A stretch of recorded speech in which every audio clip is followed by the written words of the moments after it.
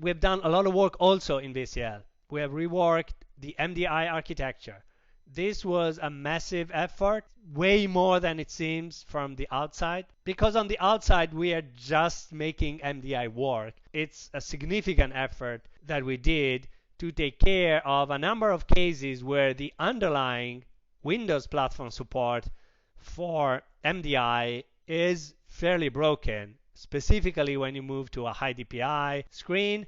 The idea was simply try to make sure that if you have existing MDI applications, and I know a lot of our customers have existing large MDI applications, we're offering to this application the ability to be rebuilt in RAD Studio 12 and work much better on high DPI, and also work very nicely, actually even better than on high DPI, when using high DPI and VCL styles. And the reason is because we take even more control of the non-client area when using styles, so we can fix all of the scenarios. Here you can see an MDI application running. It's actually a very simple, straightforward one, but it gives you an idea of it running with styles. In this page instead, you can see the differences between application. This is a very simple test that we created, and what you can see in 11.3 is the icons in the title bar of the MDI window are not painted correctly. They are extremely small, again because this is high DPI, and these are painted by the operating system. So what we did, and you can see it on the right, is we took over painting from the operating system, and now we are painting the icons at the size they should be. So this is just one of the examples, but there are many more. Another example is in the version with styles. Below the blue screen, it shows a minimized form. Minimized forms in MDI at the platform level are calculated in a completely wrong size. We have been able to improve significantly the rendering of the MDI forms. We also updated the wizard. The wizard allows you to generate a new MDI application that works significantly better. And the wizard also showcases another feature, which is the ability to use tabs. Let me explain this a little more. MDI is a very old-fashioned UI.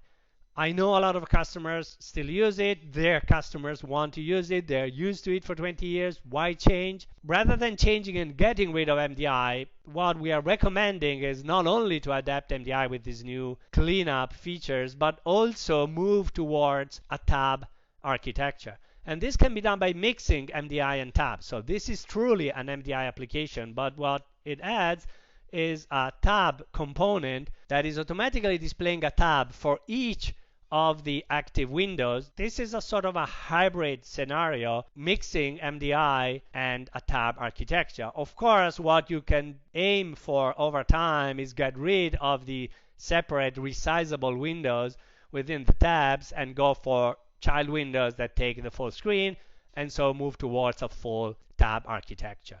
And we are making it much easier to build a tab architecture with this new T-form tabs bar control. It hosts child controls. It creates a modern looking tab-like interface.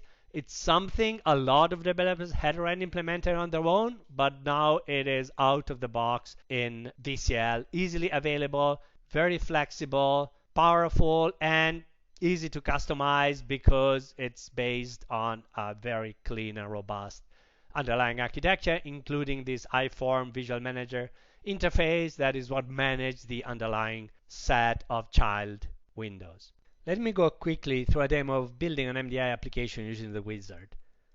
I just go to that page. The wizard has no additional requests or options. It's only going to ask you for a folder where to put the generated files. Select one, and you will get a full working application, although very simple. This is the application that was generated with an action list, action manager, image collection, and modern UI style and lookup, plus the new form tabs bar component. Let's run it. And as you can see, we can create multiple child forms. They automatically are listed here.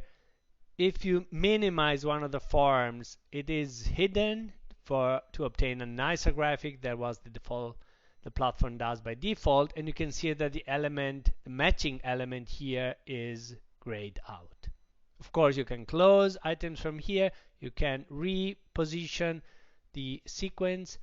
The selected item gets up front, and by clicking on the disabled or hidden form, it's displayed again on screen. That might not sound completely different from what was available in the past, and it is still based on the core underlying MDI architecture provided by Windows, but the change to VCL in this area has been really extensive. And for example, what you can do now, if you have an application with two forms, you can just add one form as a parent of another one, of the one we're creating dynamically here. And the net effect is quite interesting because the form will be created in the context of the hosting form or the parent form with a full resizable and working border. This is not MDI. This is purely form nesting, which is a brand new feature in VCL for the RAD Studio 12 release.